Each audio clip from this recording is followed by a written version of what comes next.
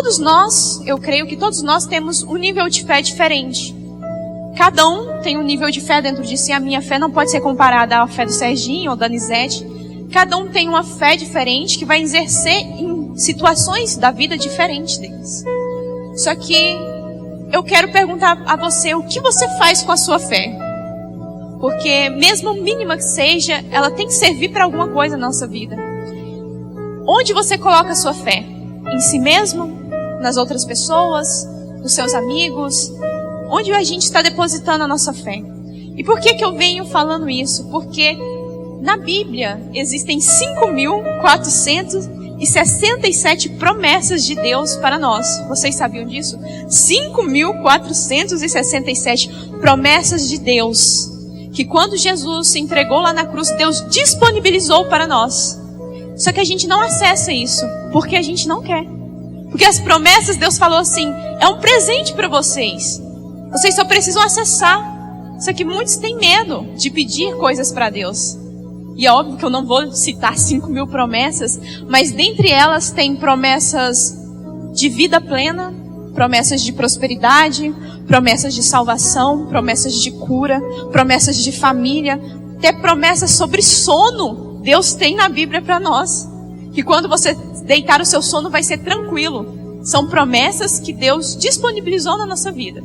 Só que acontece? Muitos têm medo de pedir.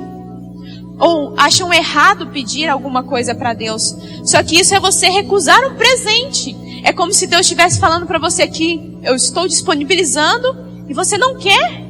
Você está recusando um presente de Deus, que são essas promessas. E dentro dessas promessas há uma promessa que fala que Deus cumpre as promessas. Então, para a gente saber que as promessas de Deus não falham na nossa vida. Só que a gente não acessa elas. Às vezes é medo, às vezes a gente não sabe se ela está na Bíblia, às vezes a gente pensa que se pedir para Deus, a gente não merece esse tipo de promessa, a gente não merece. A própria Bíblia fala que é por graça, que é graça, que é pela graça e mediante a nossa fé. Então realmente a gente não merece. Mas se Deus por graça quer nos dar, então por que eu não vou abrir as minhas mãos e receber? Por que eu vou recusar um presente tão bom? Que é essas promessas que Deus tem na minha vida. Então, muitas das vezes, a gente quer viver uma vida miserável. Mas por que eu quero? Porque você não está acessando as promessas. Porque você não está pedindo a Deus com fé as promessas. Obviamente, a fé tem que ser baseada na Bíblia. Por isso a gente tem que conhecer a Bíblia. Porque tem gente que quer pedir a Deus coisas que estão totalmente contrárias da Bíblia. Por exemplo, se você pedir a Deus a morte de alguém, é contrário à Bíblia. Só que tem pessoas que usam isso, às vezes, para poder falar, não, eu tenho fé que isso vai acontecer. Não. Não é que você tem fé que vai acontecer. Se está na Bíblia, vai acontecer. E Deus já deixou 5.000, para que eu me preocupar com outras promessas que não são bíblicas? A gente tem que focar nas promessas bíblicas. Amém? Primeira coisa, então, o potencial da nossa fé. Segunda coisa é que sem fé é impossível agradar a Deus. Muitas pessoas, elas buscam agradar a Deus de várias formas. A gente pensa assim, como é que eu posso agradar a Deus? Aí tem gente que pensa, eu vou na igreja, tô agradando a Deus. Vou dar uma cesta, tô agradando a Deus. Só que olha para você ver o tanto que Deus é bondoso com nós e fala assim, recebe o presente que eu te dei. Usa a sua fé, recebendo o que eu já disponibilizei para você, você vai estar me agradando. Porque a fé agrada a Deus. Então, se eu estou usando a minha fé para receber presentes e promessas que Ele disponibilizou para mim, eu estou agradando a Deus. Tem pessoas que buscam tantas outras formas de agradar a Deus. No fato de a gente estender as mãos e receber, estamos agradando a Deus. Porque estamos usando a nossa fé. Então, não se preocupe como você pode agradar a Deus, se preocupe hoje com a sua fé. Assim você agrada a Deus. Por quê? A Bíblia ela determina que para cada instrução diferente, eu tenho uma recompensa diferente. Então, por exemplo, quando eu amo o meu irmão, eu tenho uma recompensa para isso. Quando eu uso a fé, eu tenho uma recompensa para isso. Quando eu uso da sabedoria, eu tenho uma recompensa. Quando eu uso da inteligência, eu tenho uma recompensa. Para cada instrução bíblica, há uma recompensa diferente nas nossas vidas. E para cada pessoa diferente, também há uma recompensa diferente. Não é porque eu usei de fé e recebi alguma coisa que você vai usar de fé e vai receber a mesma coisa. Para cada pessoa, a Bíblia nos determina que gera uma recompensa diferente. Então a gente tem que pensar o porquê eu estou usando a fé, para que eu estou usando a fé e qual o destino final de tudo isso. Por que eu uso, para que eu uso e qual que é o destino disso. Porque no final, se eu estou usando a fé apenas para pegar bênçãos que Deus disponibilizou para mim, o destino final da nossa fé não é esse.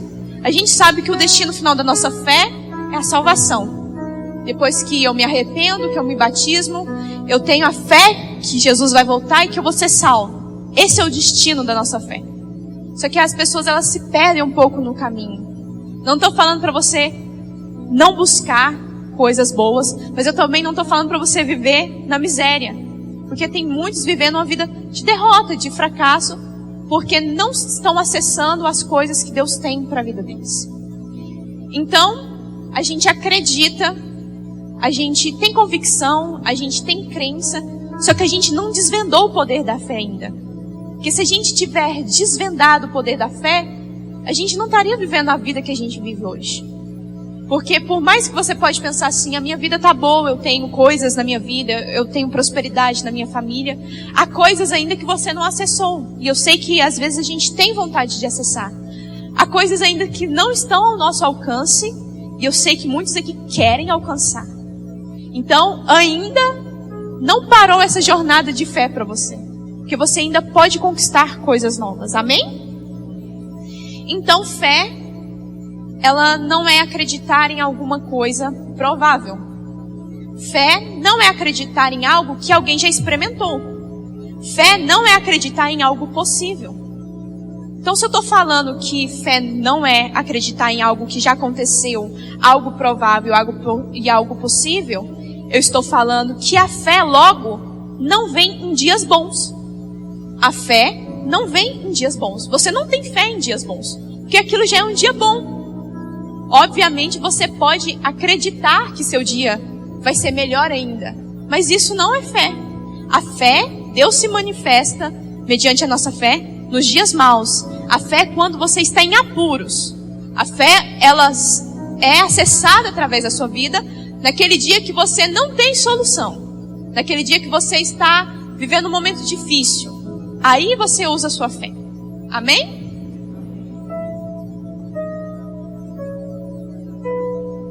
Então, quando eu acredito que algo impossível vai acontecer, impossível, eu não estou usando a crença, eu estou usando a fé. Mas quando eu acredito em algo que já é possível, eu não estou usando a fé, eu estou usando a crença.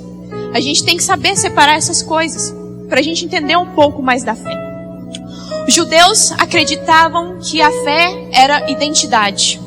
A filosofia, tão antiga quanto os judeus, acreditava que você era aquilo que você acredita ser.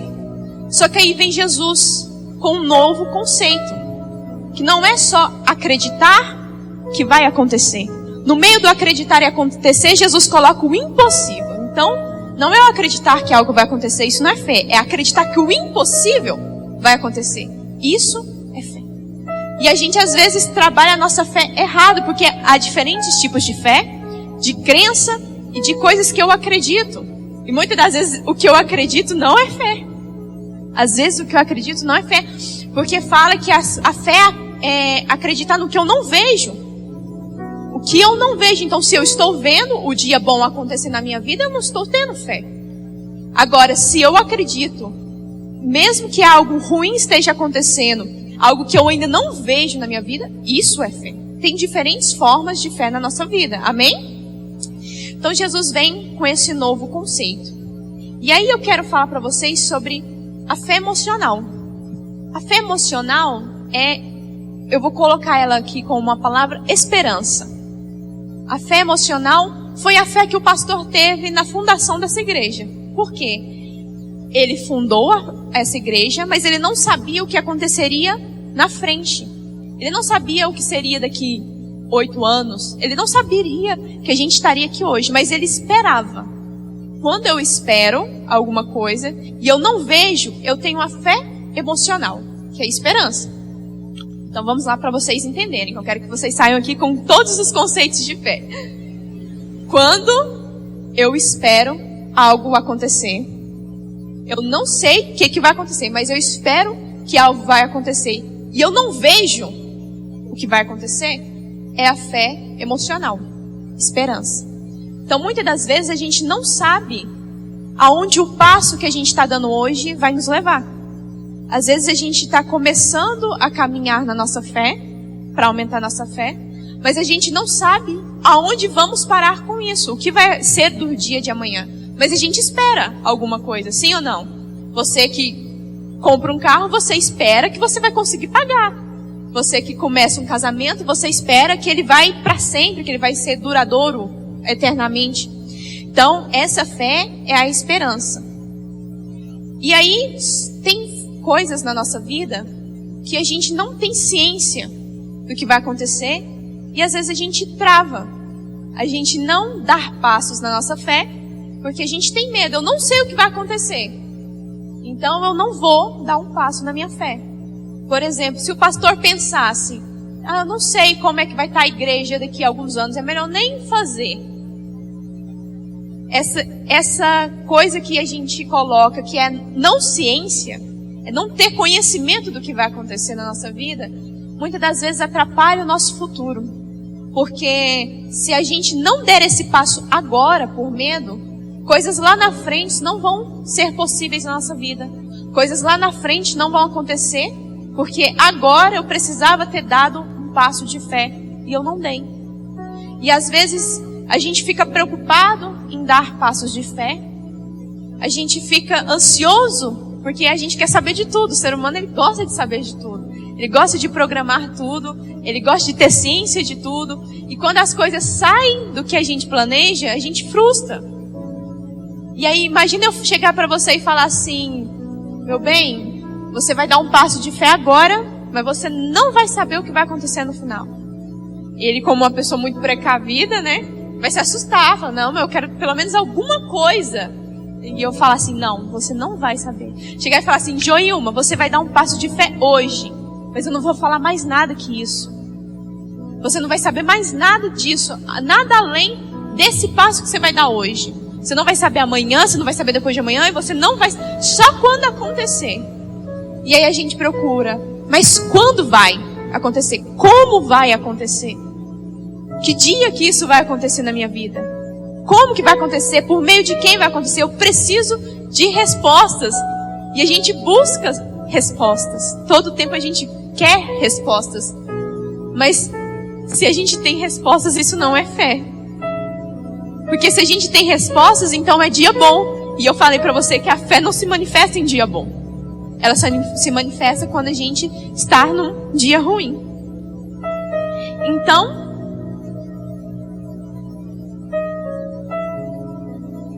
com tudo isso, eu posso falar que muitos não revelam a fé quando estão dentro da igreja. Por quê? Porque a gente está numa atmosfera emocional aqui. Todos estamos juntos, conectados nessa atmosfera, nesse ambiente emocional. Então, tem um fundo tocando, todo mundo está escutando. Se alguém fala amém, às vezes você é impulsionado a falar amém. Se alguém fica em pé, você é impulsionado a ficar em pé. E aí muitas pessoas não usam fé mediante a isso. E aí, onde entra a minha preocupação, porque muitos falam amém sem saber o que estão falando e por que estão falando. Eu já vi pastores pregando assim, Satanás vai entrar, roubar, matar e destruir a sua família. Aí a pessoa, amém. Porque não está ligado. Não está ligado na palavra, não está ligado no momento. E aí, um fala amém, a igreja inteira fala amém, sendo que não estava prestando atenção nas palavras que estavam sendo entoadas. Porque tá todo mundo na mesma vibe. Tá todo mundo. Vocês já repararam, quando a igreja tá mais... Uns estão mais tristes, a igreja inteira tá mais triste. Quando uns estão mais felizes, a igreja inteira tá mais feliz. Não é assim? Parece que é uma onda que leva todo mundo a fazer a mesma coisa. Só que a gente tem que parar de pensar assim, porque senão a nossa fé não é trabalhada aqui dentro. E a gente vem pra cá pra trabalhar a fé. Só que se a gente está nessa onda de impacto emocional das outras pessoas, a nossa fé não vai ser trabalhada.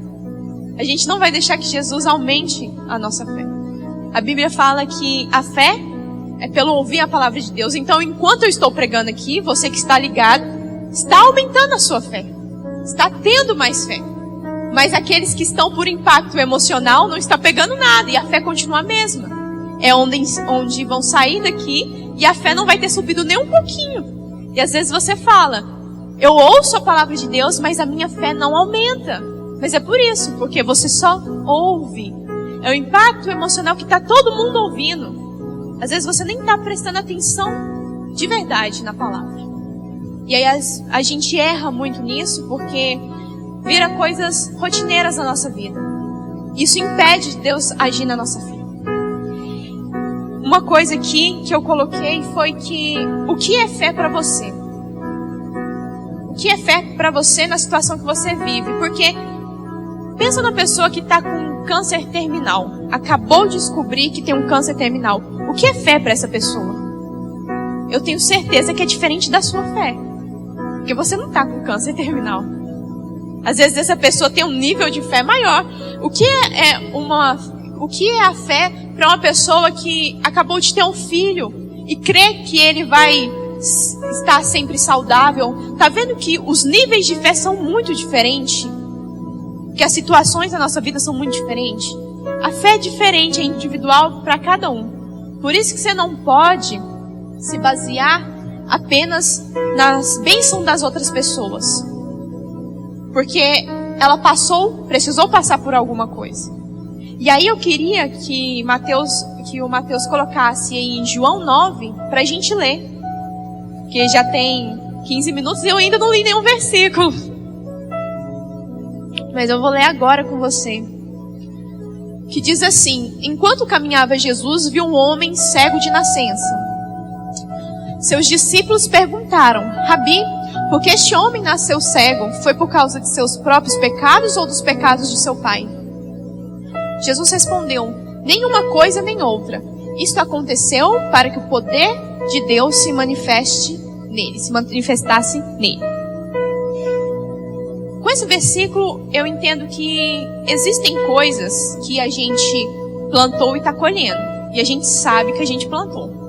Por exemplo, tem gente que reclama: minha esposa é muito chata, meu marido é muito chato, mas você escolheu. Tem coisas que a gente escolhe para a nossa vida. Mas esse trabalho é puxado, poderia ter escolhido outra área, mas você escolheu essa. Então a gente está colhendo o que a gente plantou. Só que existem coisas que a gente não escolhe. Esse homem não escolheu nascer cego. Ele não escolheu.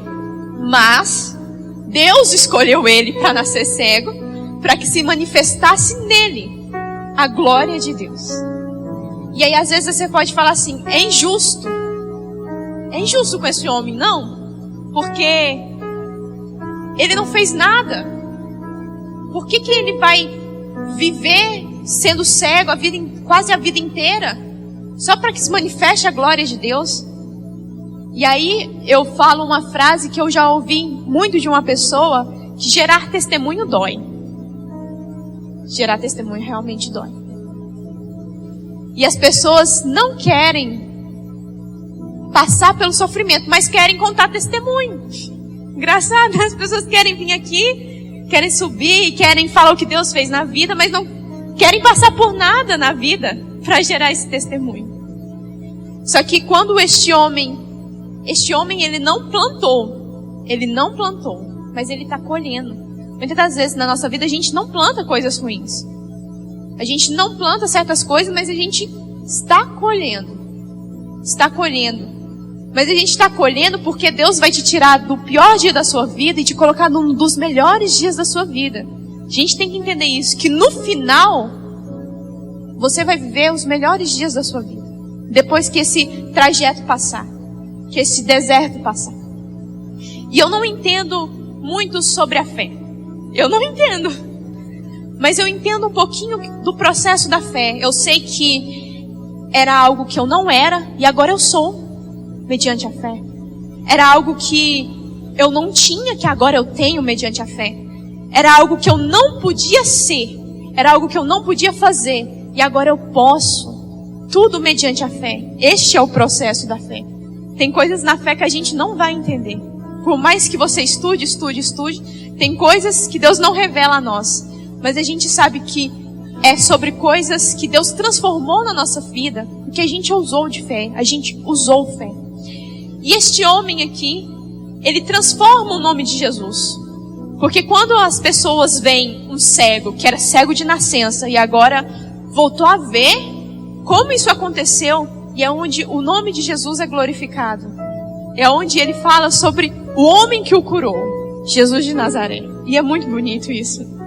E aí eu queria colocar 3 coisas que a fé expulsa da nossa vida. A partir do momento que você tem fé, 3 coisas batem de retirada na sua vida. Primeiro, incredulidade.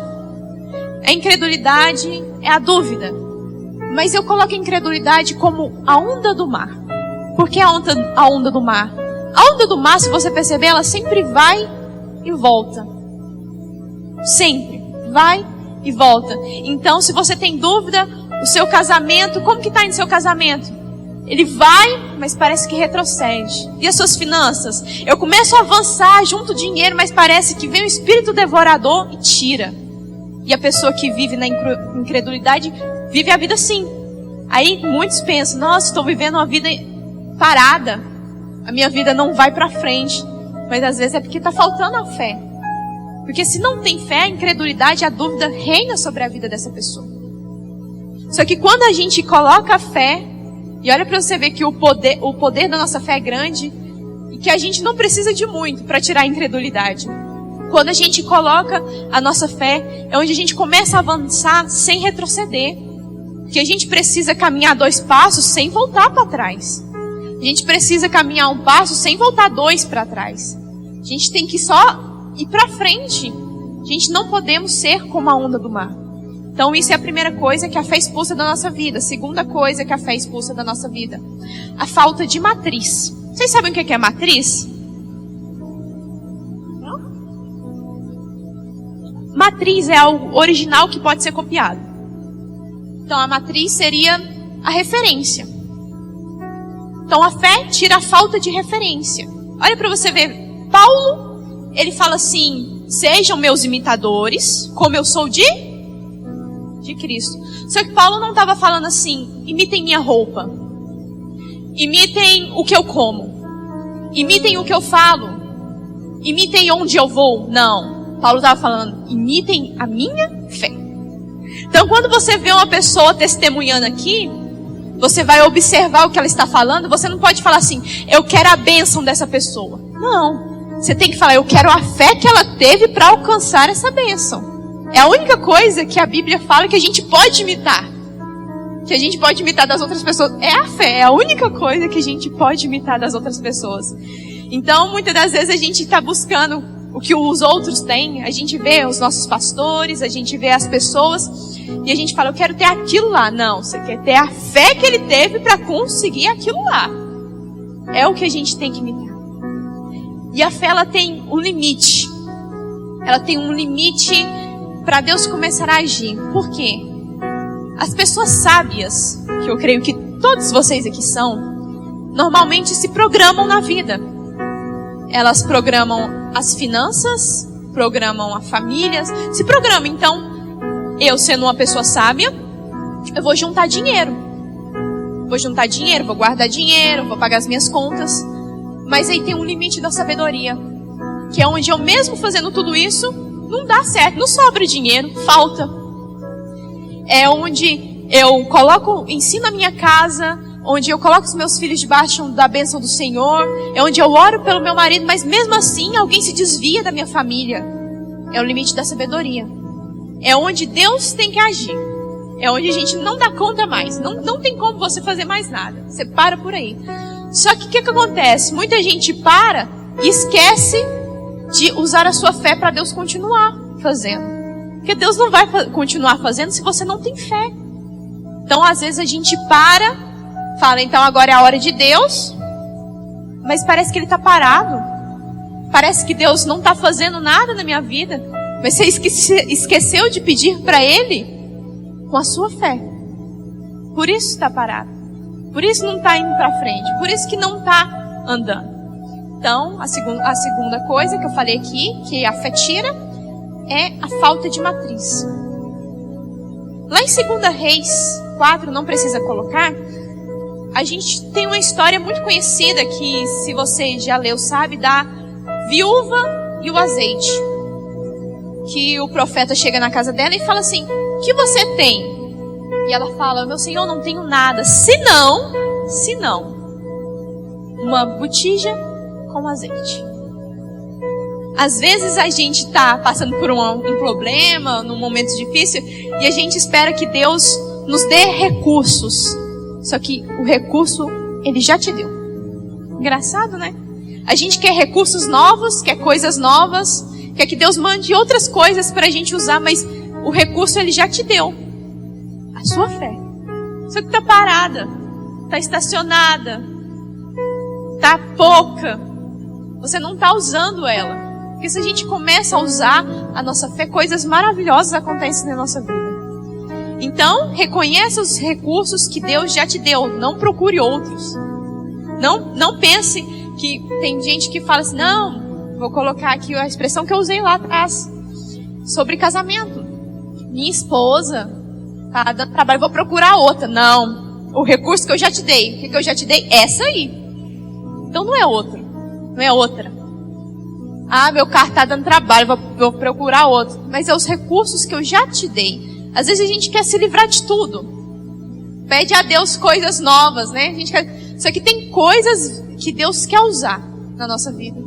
E a gente só está esquecendo. Só está abandonando. Só que Deus usou o que aquela mulher já tinha para fazer algo na vida dela.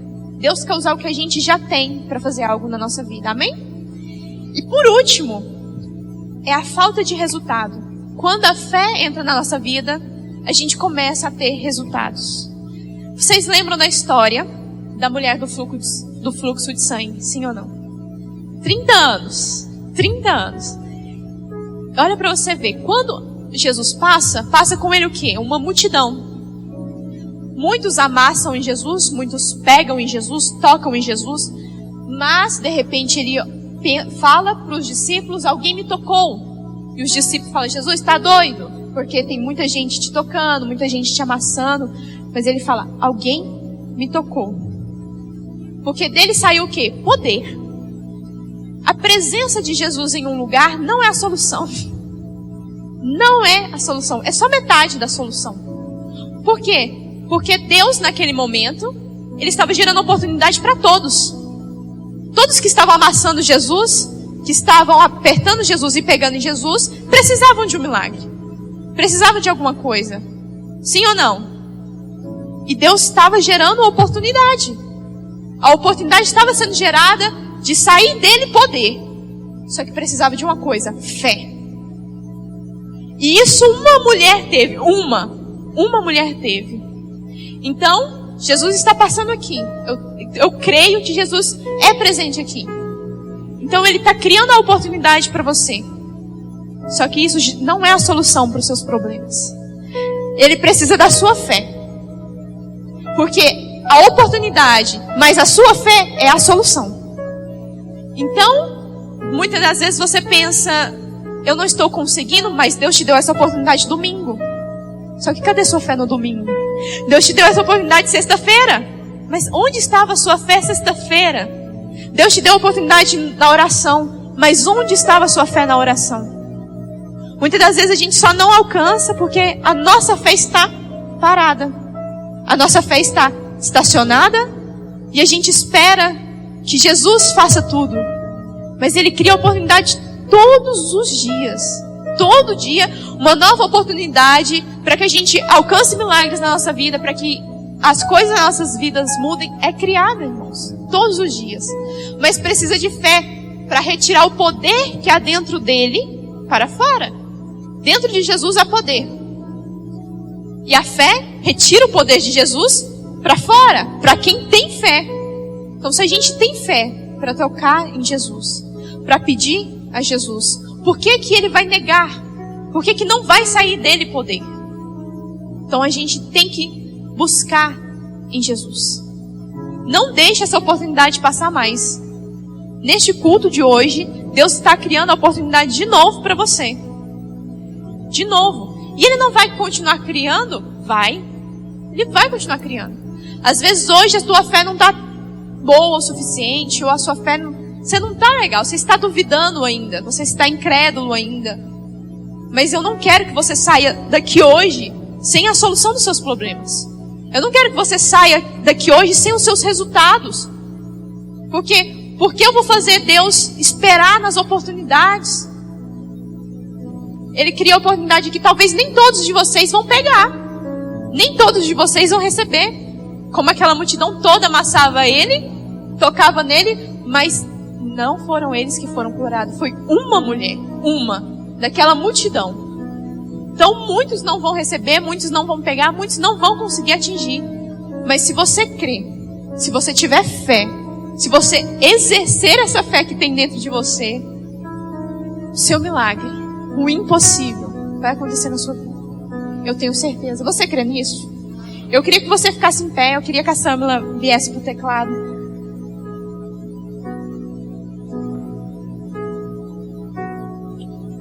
Porque eu tenho fé por vocês. Eu creio que vocês vão sair daqui com seus problemas solucionados. Não vamos deixar essa oportunidade de hoje passar.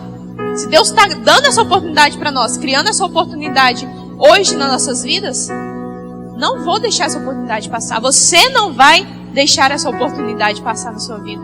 Você vai agarrar ela com fé e vai falar, vai resolver. O meu problema tem solução. Nas minhas finanças tem solução. Na minha família tem solução. Na minha vida sentimental tem solução. Porque Deus criou essa oportunidade para você. Então eu queria que você fechasse os seus olhos nessa noite. Eu vou orar aqui para você. Agarre a oportunidade, irmãos. Não deixe ela passar. Não deixe passar de hoje. Enquanto a gente ora, enquanto a Samila toca, sinta Jesus. Sinta a oportunidade. Sinta o poder dele saindo dele e entrando na sua vida para resolver todos os seus problemas. Senhor, meu Deus, meu Pai, aqui estão os teus filhos, os teus servos.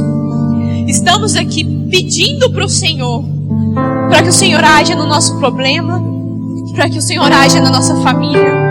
Aonde a gente pensa que é impossível, mas a Bíblia fala que para o Senhor nada é possível, nada será impossível, e que também para aqueles que creem, nada será impossível. O Senhor está agindo agora, está passeando no nosso meio com oportunidades. Oportunidade de cura, oportunidade de portas abertas, oportunidade de finanças, oportunidades, Pai, de sabedoria, oportunidade de crescimento espiritual, oportunidade de crescimento sentimental, oportunidade de crescimento pessoal. Está vindo com oportunidades nessa igreja, e eu sei que a sua igreja vai receber, porque a sua igreja tem fé. Estamos usando a nossa fé aqui agora, Pai, para receber aquilo que o Senhor tem para nós. Se o Senhor tem para nós portas abertas, então vamos receber em nome de Jesus. Se o Senhor tem para nós aqui bênçãos e conquistas, vamos receber em nome de Jesus. Se o Senhor tem para nós restauração da família, vamos receber em nome de Jesus. Nós cremos que o Senhor está fazendo. Nós cremos que o Senhor está transbordando esse poder. Nós cremos que esse poder está saindo agora para fora e entrando nas nossas vidas, porque está sendo gerado um milagre, está sendo gerado a solução, está tendo resultado agora, Pai, na vida de todas as pessoas que estão aqui. Eu não aceito, Pai, que essas pessoas percam essa oportunidade, mas hoje elas vão sair daqui transformadas em nome de Jesus. Elas vão sair daqui restauradas em nome de Jesus.